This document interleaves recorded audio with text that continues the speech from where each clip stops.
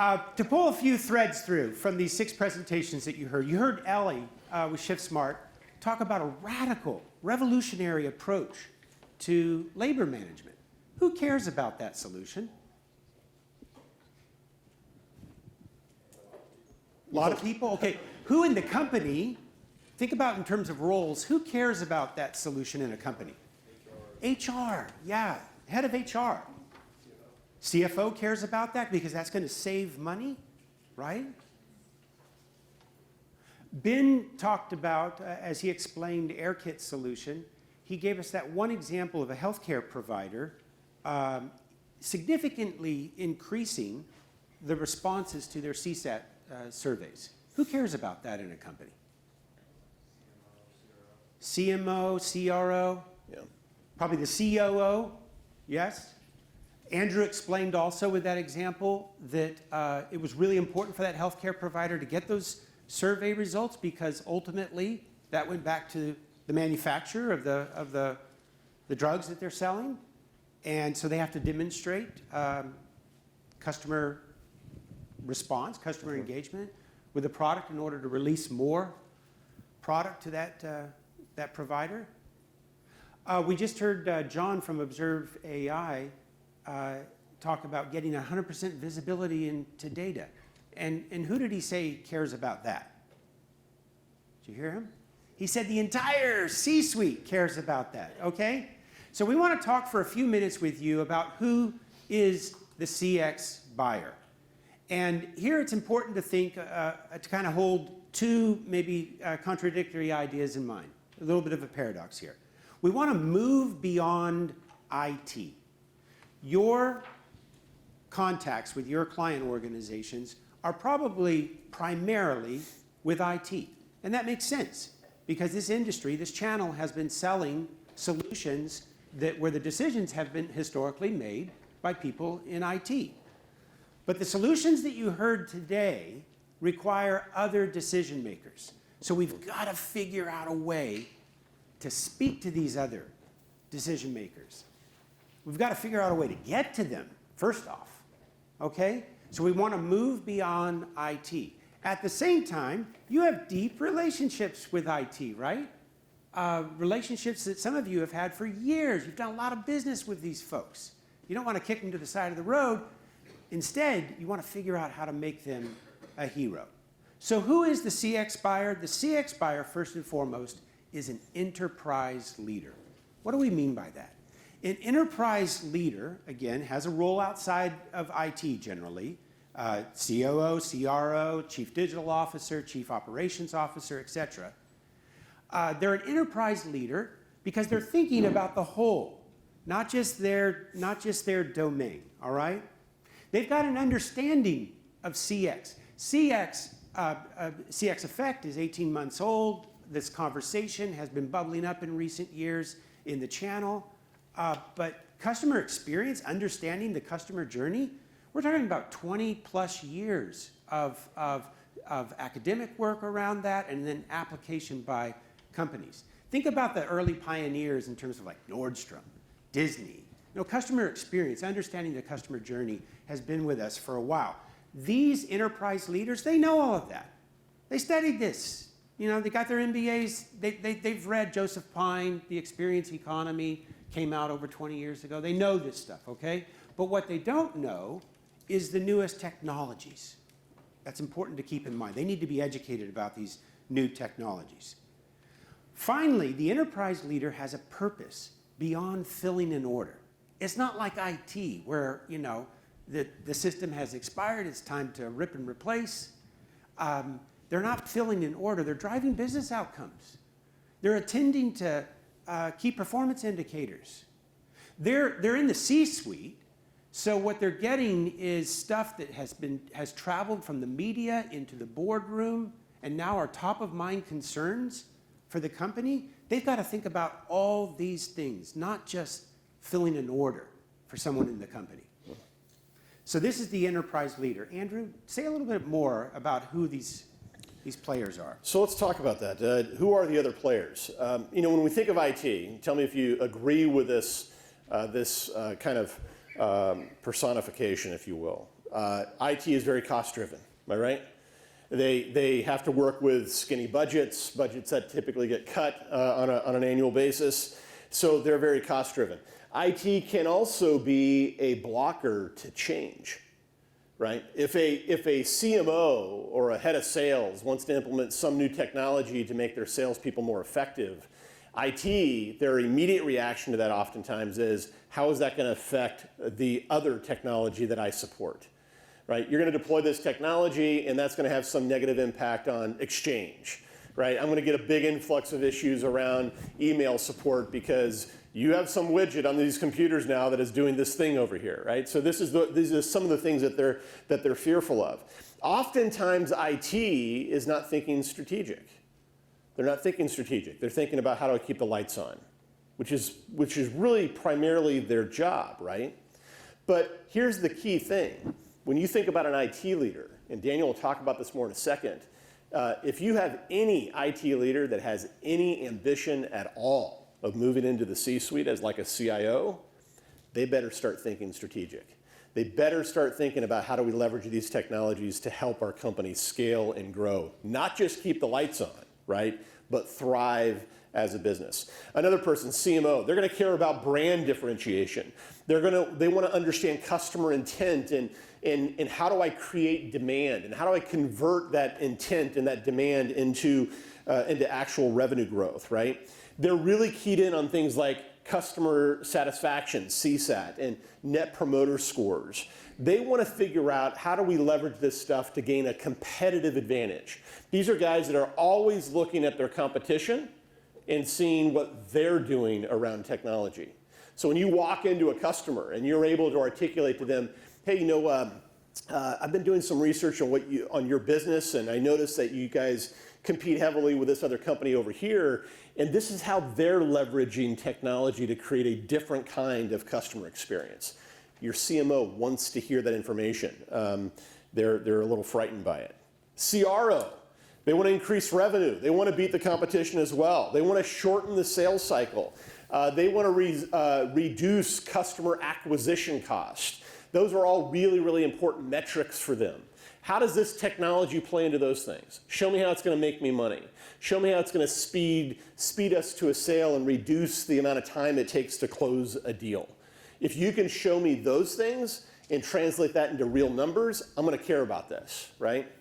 And then a chief operating officer. Daniel talked about like ShiftSmart being a COO being concerned about this. Absolutely, huge. I mean, I want to be able to scale this company for growth. And what I'm hearing is we can't hire enough people to put in our contact center to take all of these calls, and we've tried everything and it's not working. How do I continue to scale this company for growth, right? I need to be able to remove friction. If it means that right now there are manual processes between departments, between groups, and that is slowing things down and adding expense, it's my job to figure out how to smooth that out, how to remove friction from the business, right? And improve in doing that operating margin. So CFO, I want to grow, but I want to grow profitably. I want to grow profitably. And in doing this, can you show me how this technology is actually going to improve shareholder value? If you can show me that, I'm listening. I'm all ears. I'm all ears, right?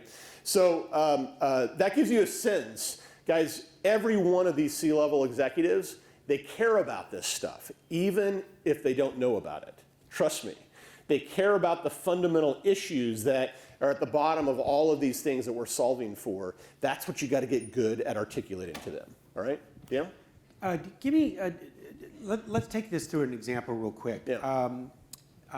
ShiftSmart works with a national convenience store retailer. Yep. And that convenience store retailer is having trouble keeping staff, managing their shops. And there are other tasks that have to be performed, like inventory. Right. So who cares about those kinds of issues? Yeah, great question. So if you look at, you're talking about Circle K. I think we can talk openly about that. That's a very big customer of ShiftSmart's. You know, this idea that at a Circle K, I typically only have one person working that store at a time. And that one person is probably standing where? At the counter, right? At the checkout counter where you make your payments. And what's happening is they have boxes of inventory come in and sit on the floor. They've had them sit there for days at a time. Guess what? There's one surefire way you're not going to sell what's in that box. Don't take it out of the box, right? Am I right? And that's what was happening. They couldn't merchandise their stuff. The simple task of opening up the box, taking an item, putting a code on it or something, putting it on the shelf in the right spot, and then going on to the next one. Those tasks weren't happening. Bathrooms weren't clean. The store wasn't clean. Look at all the tasks that happen in that business every single day. Now they're fractionalizing those tasks, and they're bringing in somebody for 2 hours a day, 3 days a week to do merchandising. And suddenly their product is getting on shelves. So what's the impact of that? More sales. So a CRO is looking at that and saying, oh, hell yeah, right? I can cut this merchandising problem away, and now I can increase sales. I can grow our company. I can do it without having to hire a bunch of extra full-time staff, which, by the way, is almost impossible for me to do now anyway, right? So this idea of fractionalizing, it goes way beyond just IT. Your C-level executives care about that stuff. All right. So in your trail guides for each of the suppliers, they give you a little cheat sheet on the decision maker titles that they're most often selling into. And we'll have an opportunity this afternoon to ask some questions about how that plays out for the various solutions. So Andrew, what are the strategies to grow a CX practice if we know that it's going to involve decision makers that are outside maybe our comfort zone? Yeah.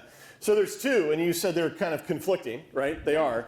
Because the first thing I would tell you is get really good at outflanking IT, right? And this is a sensitive one. We won't talk about this tomorrow. But right now, think about this. You deal with IT, and through that relationship, you're selling, for example, cloud contact center, right? Who here sold a contact center deal? Raise your hand. Good, a lot of people. So that's happening. By the way, this channel that we all live in, we've gotten really good at this. In fact, this channel accounts for over 50% of the growth, of the net new growth for contact center companies like Nice and Contact and Genesys and Five9 and TalkDesk and UJet and 8x8 and Vonage. This channel has proven that they can sell the contact center solution, right? That's awesome. But what's interesting is, if your view of CX is simply UCaaS, CCaaS, then you got the blinders on and you're missing all this other adjacent stuff. You're focused on the plumbing, important, but not all the other stuff. The other stuff is where the innovation is really happening, and those decisions are being made by other people. Marketing, finance, operations. You got to get really good at articulating those stories on what finance and ops and marketing care about, and figure out how do we make those types of connections. Daniel, talk for a second before we get into the other one of this about making them a hero. Talk about how you're helping partners specifically break out of IT into the C-suite. Give us some examples of that. Yeah, so like you, we have most of our partners have built their businesses directly with IT. But they know, as we're indicating here, that these new CX solutions require other decision makers. So we're working with our partners to get a list of, let's say, 5 or 6 of their top customers that they want to go after, where they have a long history of selling into IT, good, strong relationships, and they think there's a way that if only they could get to others in that C-suite. So we are doing demand generation work on behalf of the partners. We're identifying first off what are the top of mind issues that keep these C-suite leaders up at night. It's interesting, in a couple of verticals, it's basically the same issue. Think of financial services. The issue that's keeping them up at night, it's an issue that shows up in the headlines, it moves to the boardroom and then to the C-suite, is the issue of financial equity or financial inclusion. There are underserved populations in the United States that don't have traditional banking accounts. 1 out of 6 households of color. So this is in the news. You know this is in the news. It travels to the boardroom. Now the CEO and the rest of the C-suite is charged with figuring this out. So we crafted messages in response to that issue. We've crafted messages similarly for the healthcare sector, for example. It's a very similar issue there. It's about healthcare equity, access to services. Health disparities is another way that the field talks about that. So again, crafting messages that get those people to engage with us. They are doing that now. At some point, we connect them up with our partners, and we have a conversation in which we say, by the way, the partner that's working with us on this has been working with your IT department for 10 years. You can imagine that the resistance starts to lower, the confidence starts to increase. So that's the kind of work that we're doing with partners to help, It's a great help do this outflanking strategy. It's so important. And by the way, we're able to do that where perhaps you're not. Because if you pick up the phone and call the CMO and the IT guy hears about it, right, that might break some trust with that IT person.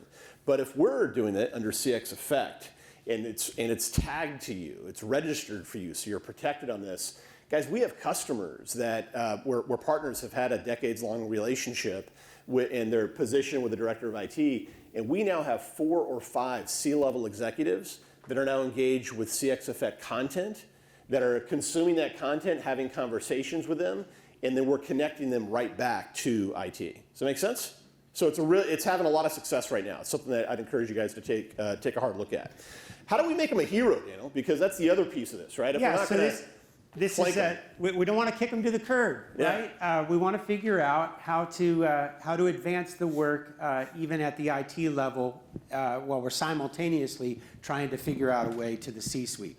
So in terms of making the IT leader or the IT department a hero, first of all, we have to coach IT leaders to be enterprise leaders. Yeah. You know, earlier this morning when Andrew shared that slide that talked about a kind of holistic view of the CX journey, had multiple pieces to it.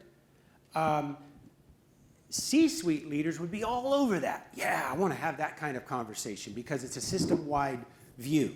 The IT leader who might be really just focused on their domain, again, focused on filling orders, has kind of blinders on. So somehow we have to figure out how to coach them to be enterprise leaders, to see the whole, to see the relationship between pain points, to also see the connections between solutions, how this feeds different domains of the company. We want to help IT leaders, secondly, make the business case for CX investment. When you think about the kinds of budgeting or purchasing decisions that IT has historically made, they're in the capital budget, right? They can forecast this system's going to need to be replaced. We're going to need to move to this platform in the next 2 years. We've got a line item for it, it's in the budget. But CX solutions are not necessarily in the budget. It's why, in kind of an ad hoc way, as Andrew described, companies are moving those labor dollars to CX solutions. They're trying to, on the way, they're trying to figure out where do we get the money for this? How does it pay for itself over time? We've showed you some, we've heard from some suppliers that it does indeed pay for itself over time. But it's incumbent upon all leaders who want to be enterprise leaders to make the case for CX investment. We have to do this. So how do we finally get an IT leader to be a hero? We've got to speak to their highest aspirations. They want to be known as people who solve problems. We can help them with that. CX solutions solve real problems. They have an aspiration to be regarded as innovators. Right? For those of you who work directly with IT people in your client companies, they want to be known as innovators. Here's an opportunity. We're going to bring you the latest disruptive solutions in CX. Finally, they want to advance their careers. And here's a really interesting thing. There are non-IT leaders who are now moving into the CIO seat. I see some heads nodding. Folks know about this. There's been some recent reporting on this. They don't have that technical background, but they at least have a generalist understanding of why it's so important. But what do they have? They're enterprise leaders. They take a holistic view. They think in terms of systems. So if our IT contacts have any aspiration to move into that key seat, that chair of CIO, we've got to help them figure out how to do that and speak to those highest aspirations, because there are other people who are angling for that seat.